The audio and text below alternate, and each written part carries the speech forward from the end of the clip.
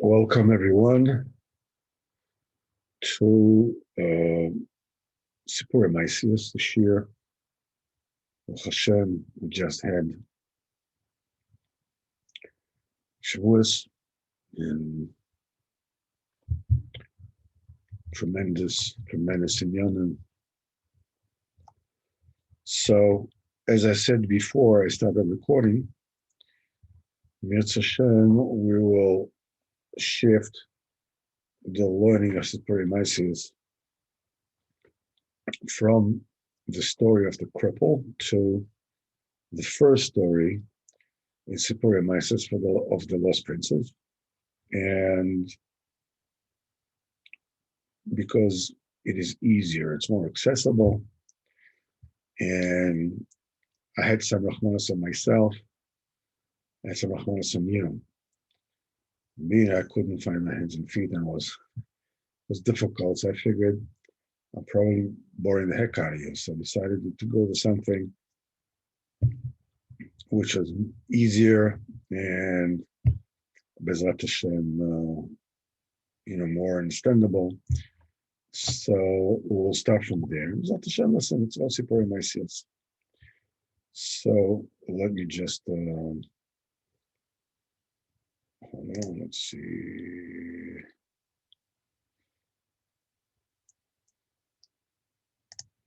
Share screen. Here we go. All right. The tale number one, The Lost Princes. On the way I told the story, which whoever heard it had a thought of tshuva, of coming close to Hashem. And this is the story. This Rabbeinu started telling the story after he went to his mysterious trip to Lemberg.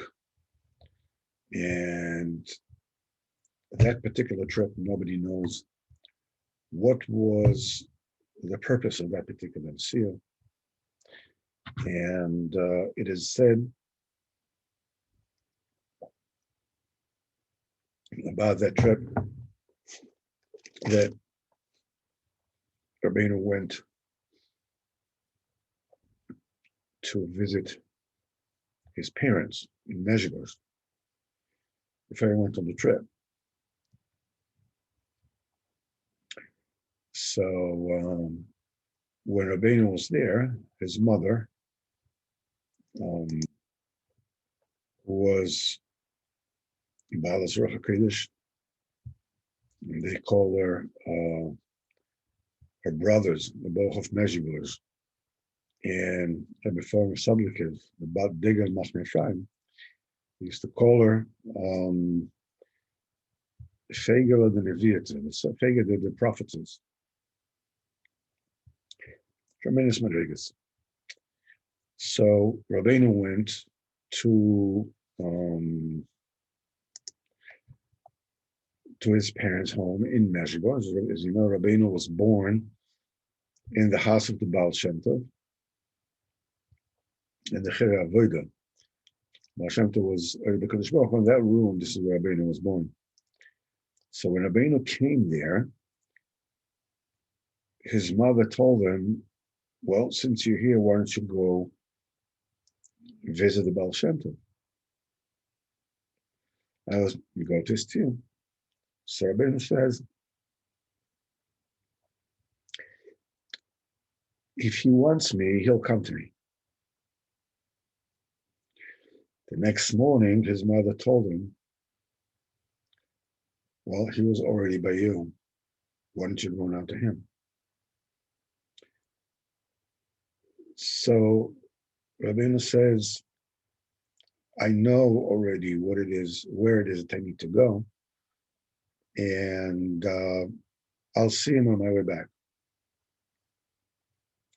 And then Rabbeinu went on this trip to Lemberg. Nobody knows what this trip all about. Just all kinds of stories. Different people say different explanations for that particular story, for that particular trip. And so Rabbeinu laughed at all the explanations that they gave about his trip. Rabbeinu was disguised. He was just wearing the clothing of a merchant. And he warned the person that was with him, Rabbi Shmuel, not to let anybody know and recognize who he was. And he went. Lots of stories about that particular trip, but the main thing is that when Rabbeinu came back, he told the first story, which is the story we're learning now. We're taking a break from the story of the cripple, and we will learn the first Maisa of the Lost Princes. When Rabbeinu came, he says, on the way I told the story which whoever heard it had a thought of tshuva. It is obvious that when Rabbeinu is talking over here, he's not just talking about the physical trip that he took, but it was much further than that. Rabbeinu is talking about anybody's trip, every person's trip in this world. Our trip through life. It's very, very difficult. It's very, very difficult to keep focus on the idea that it's just a trip. I mean, everybody knows that one has to leave this world one day. But nevertheless, once we are already in the trip itself, it's very difficult to keep focus on the fact that there is Olam Haba and nothing really matters except for Olam Haba, because there is a certain kind of a clamp on our tfisa, on the way that we see the world and recognize the world. And because of that, that's the source of Bechira. This is what the Bechira is all about. So Rabbeinu says that he told this particular Maisa. This particular Maisa has a tremendous amount of Musar. And besides that, there is the most vivid description of what a person has to go through in this world during his lifetime. And obviously, that's the first story, tremendously pertinent in the Igea for every person. And this is how it goes. Once there was a king. And the king had 6 sons and 1 daughter.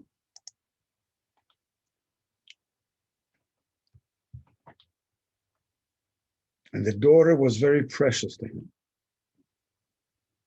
And he loved her very much and would delight very much with her. One time, while he was together with her, on a certain day, he became angry with her, and the words, "the not good should take you away," escaped from his mouth. At night, she went to her room, and in the morning, no one knew where she was. And her father, the king, was very afflicted, was very affected by that. And he went here and there looking for him. Now the viceroy, the second in command, he arose because he saw the king was very distressed and asked to be given an attendant, a horse, and money for expenses, and went to search for him.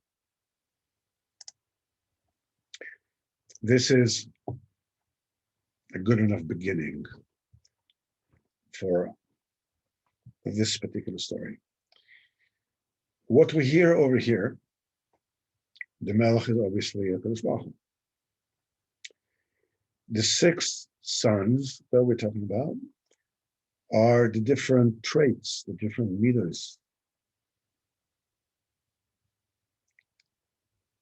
Chesed, Gvura, Tiferes, Netzach, Hod, Yesod.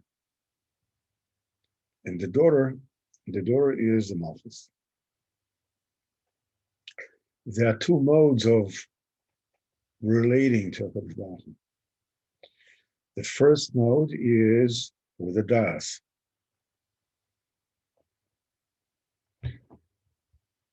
You get it with the midas, the chesed, you perform chesed, gvura, and so forth. And you should know and get it into your heart. The daughter is the second way of reaching Hashem, which is the emunah. And the emunah is very, very precious by HaKadosh Baruch Hu. We don't impress HaKadosh Baruch Hu with how brilliant we are. That's not the thing that does the trick. The thing that we need to do, the thing that quote unquote impresses Hashem is the emunah. And that which we learn over here, that he was with her and one day he got angry with her and he said, may they not good take you away. This is not a punishment.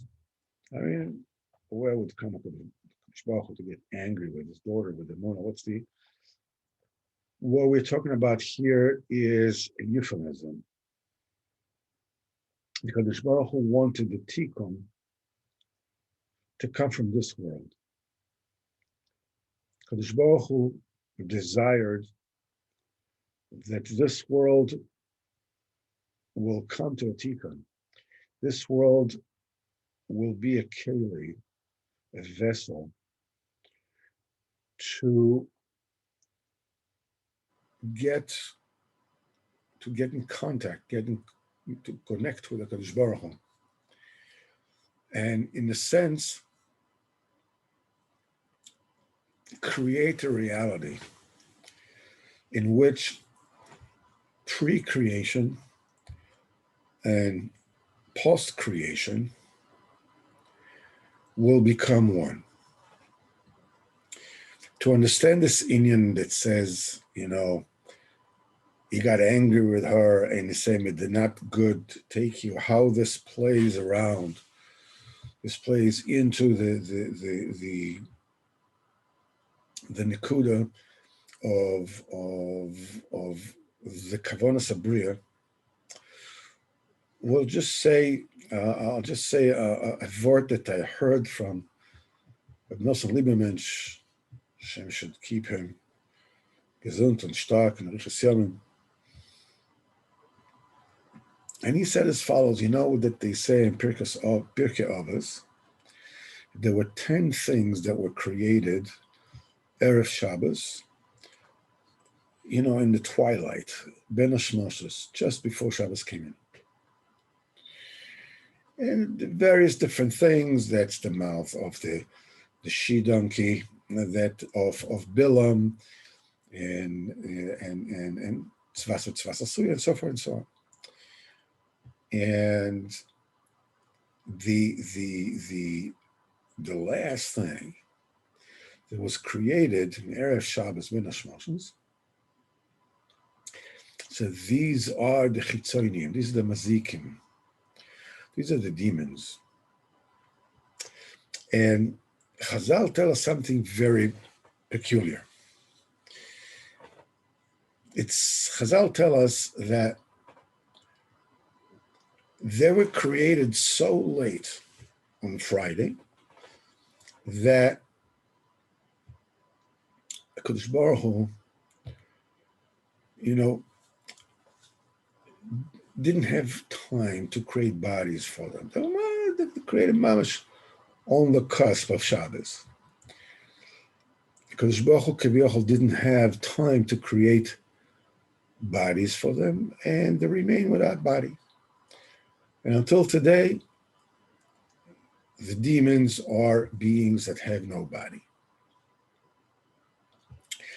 Needless to say, and this is an incredibly difficult to comprehend Maisa. I mean, what is the Shaykh to say about Kadosh Baruch Hu? Kadosh Baruch Hu didn't have time. Did he get a chance? Time doesn't exist for Kadosh Baruch Hu. Time is a creation Hashem created for this world. He wasn't bound by time. What's up, Shalom? He speak. He didn't get a chance. He didn't manage to do it before Shabbos came in. What are we talking about? So the explanation is as follows. Before Hashem created the world, there was nothing but HaKadosh Baruch Hu. That's it. Being that Hashem is everything, nothing outside of Him can exist. Not even the illusion that there's anything else. Because the illusion itself is built of HaKadosh Baruch Hu. There's no such thing. Everything is HaKadosh Baruch Hu. Mimele, in order to create the world, HaKadosh Baruch Hu created something which is called a vacant space, which we spoke about. Arizal says the very beginning of Sefer Etz Chaim that HaKadosh Baruch Hu has created a vacant space. What is a vacant space? It's kaviyachol, a reality in which it seems as if HaKadosh Baruch Hu is not there. It's a reality that is void of the obvious omnipresence of HaKadosh Baruch Hu. And this is a must in order for the world to exist. For any kind of creation to exist, this has to be. The whole idea is that HaKadosh Baruch Hu wanted to create beings that will get to know Him. So in order for to have beings that get to know Him, that would know Him, there has to be a space for the other being to exist, in which Kaviyachol HaKadosh Baruch Hu is not evident there. And the reason why HaKadosh Baruch Hu wanted to do it is because HaKadosh Baruch Hu is the essence of good. And the ultimate good, the nature of good is to bestow goodness, is to give. And HaKadosh Baruch Hu did that. The essence of goodness, the epitome of goodness, is to get to know HaKadosh Baruch Hu. There's nothing better than that. That is, as Sefer Yetzirah says, there's nothing above Oinik. This world was created for pleasure. The Bechira is, which pleasure do you want to have? Do you want to have a pleasure of this world, a temporary pleasure? Or do you want to have an eternal pleasure of getting to know HaKadosh Baruch Hu? And getting to know HaKadosh Baruch Hu is the utmost pleasure that there is, because it constantly gets more and more and more. Because HaKadosh Baruch Hu is endless.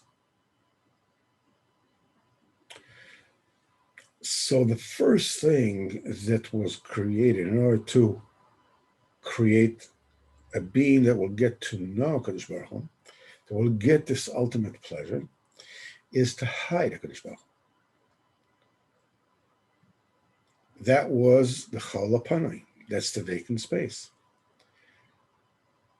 So the first thing that was created in order to enable choice, in order to enable the creation to exist, is Hastara, is hiding. Kadosh Baruch Hu has to be hidden.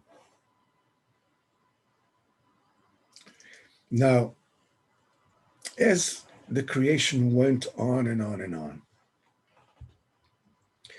creation itself was completed and became more sophisticated. You have only Kodesh Baruch Hu himself. Now you have light and darkness. Second day, you have heaven and earth. And then you have, plants and fish and birds and animals. And as creation is stepping towards manifestation, towards completeness, the fact that there's nothing but HaKadosh Baruch Hu alone becomes more and more obscure. Now it seems like besides HaKadosh Baruch Hu, there's also the sky, and there's the heaven, this is the world, and there are fish, there are birds, and as we all know, there are pigeons, and so forth and so on. And it's like as creation gets more and more complex, more complete, the hastara, the hiding of the plain truth, becomes greater. And this is how things go and continue. Another day, another completion, another perfection, and so forth. Until it all comes to the crowning glory of creation, which is the creation of men. That's the last thing that is created on Friday, the sixth day. What happens here is that the Kadosh Baruch Hu creates a being that can choose to deny the existence of Kadosh Baruch Hu. A being that has a mind of its own, that can decide to crown himself as a god. It's me. I'm the one who does that. We see it by Paro. Paro says, see this river, see this Nile? I made it. I created myself. Forget about the kasha of if he created himself, which means he already exists. As he already exists, why do you have to create himself? Forget about that.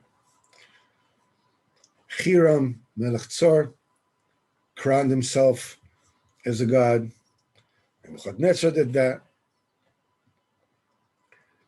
Quite a few, rulers in history got it into their minds that, they thought themselves a deity. The whole idea is that particular creation, which is men, will have a choice to to recognize Hashem, to deny the existence of Hashem.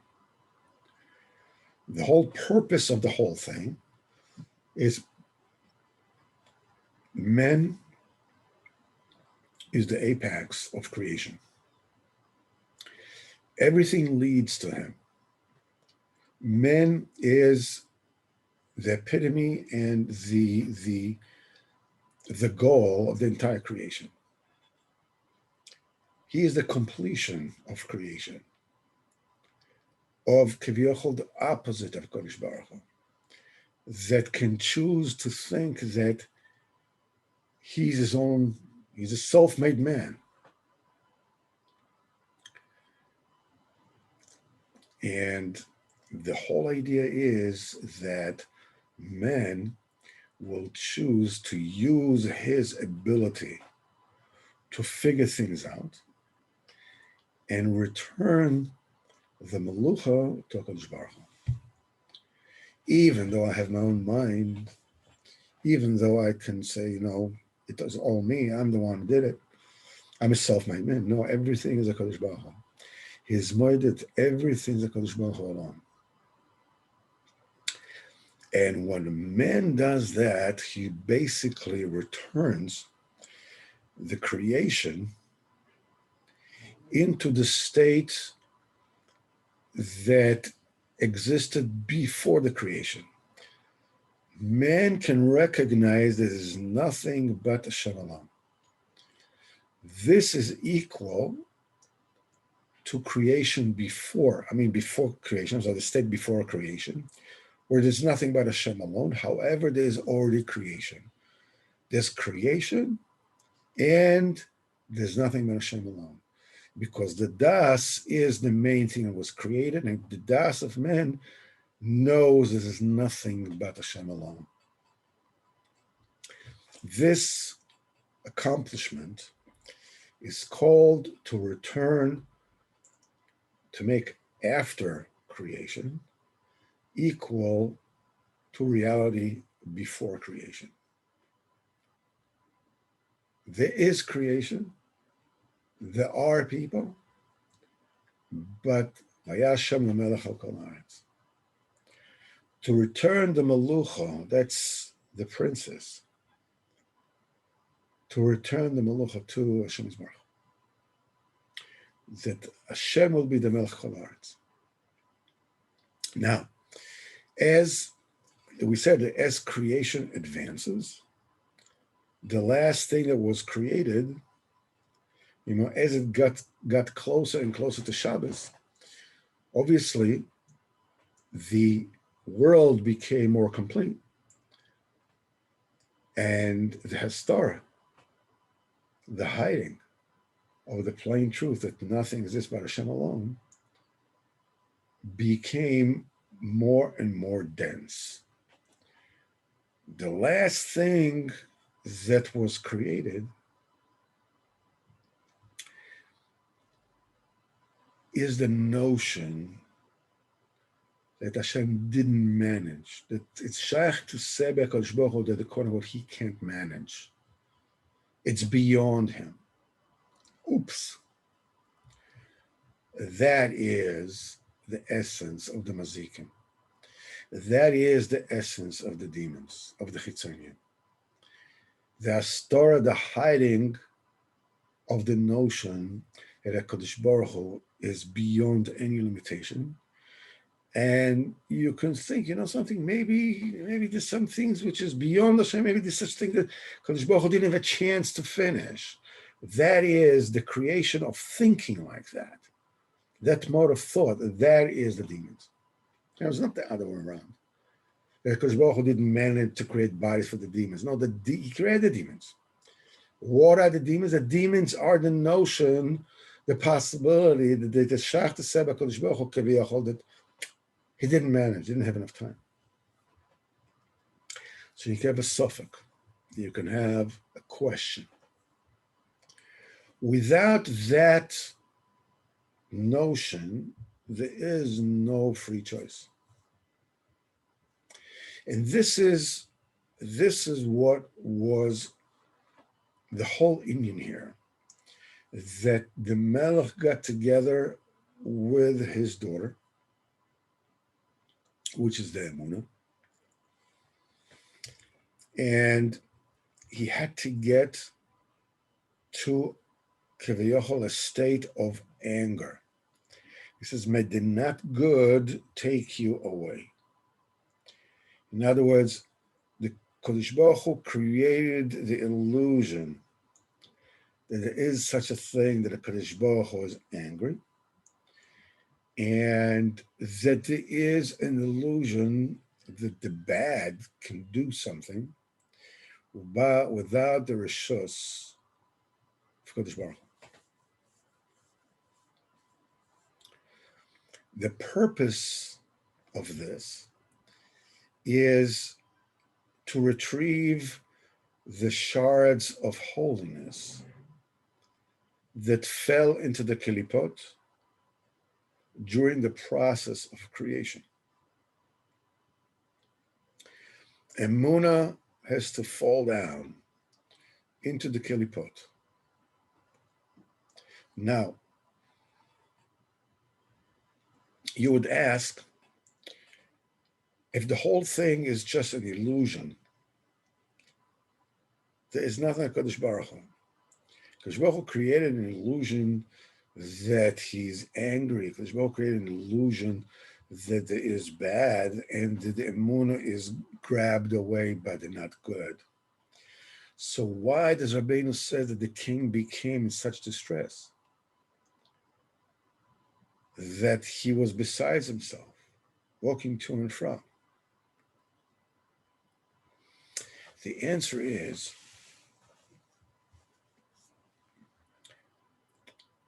that the honor of HaKadosh Baruch Hu is infinite.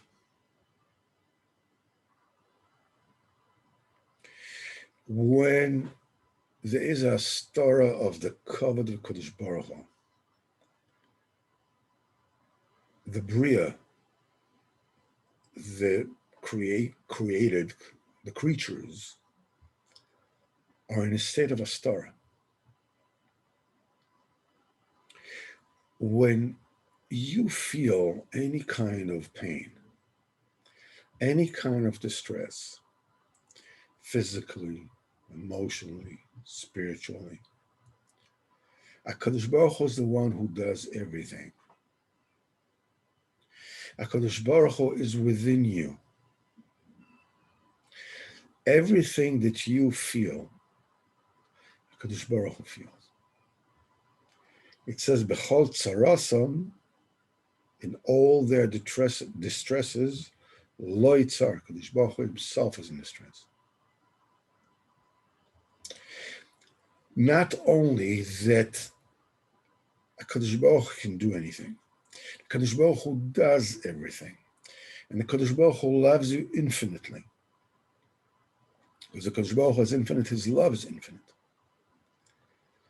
So the tsar that I am in is A, it comes from HaKadosh Baruch Hu. B, there's nothing HaKadosh Baruch Hu wants more than relieve this tsar from me. And HaKadosh Baruch Hu can do anything. And he wants, the way I want to be to the tsar, HaKadosh Baruch Hu wants to relieve it. And HaKadosh Baruch Hu feels the tsar that I feel. Only the sorrow that he feels is infinite. My sorrow is momentary. HaKadosh Baruch Hu is infinite, because HaKadosh Baruch Hu is infinite.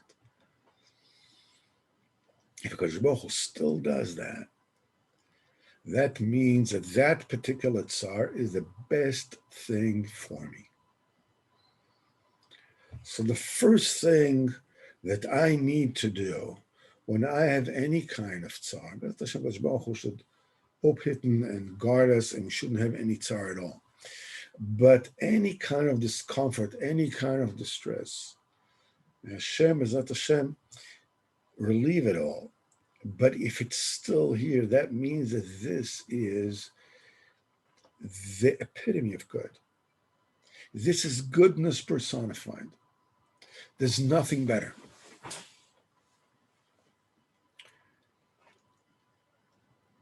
And the first thing that you need to do is you need to thank HaKadosh Baruch Hu for whatever it is. So this is, the tsar of the Melech is a real tsar. It's a real sorrow, because he feels our sorrow of being hidden from him much more than we do.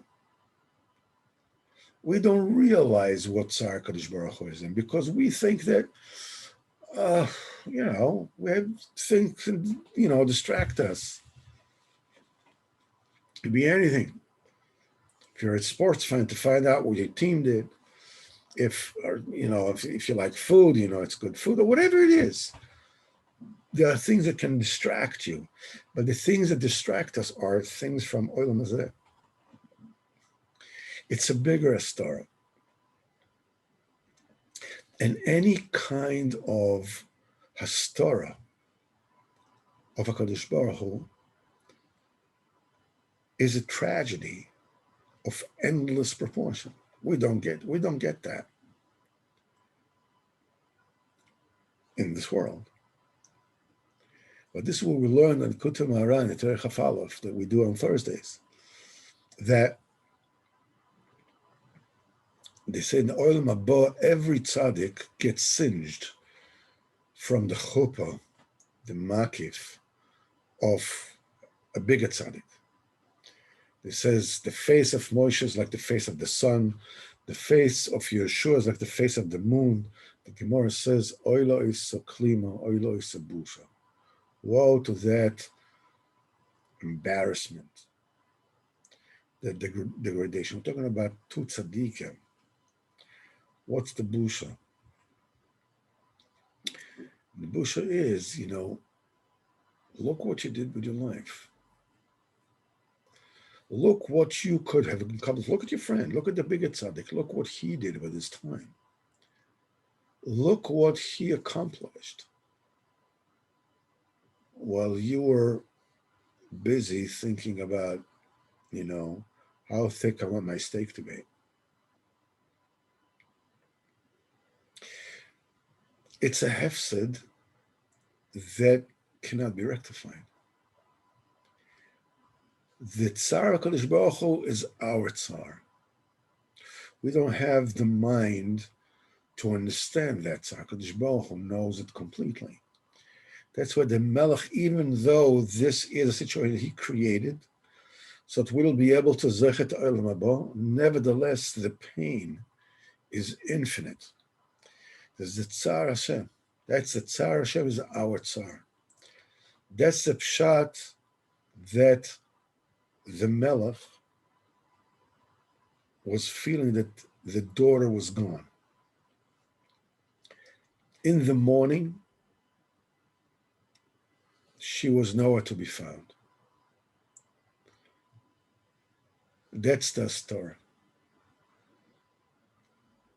And the second in command, the viceroy, the Sheni Malchus, he sees that the Melech is in such distress.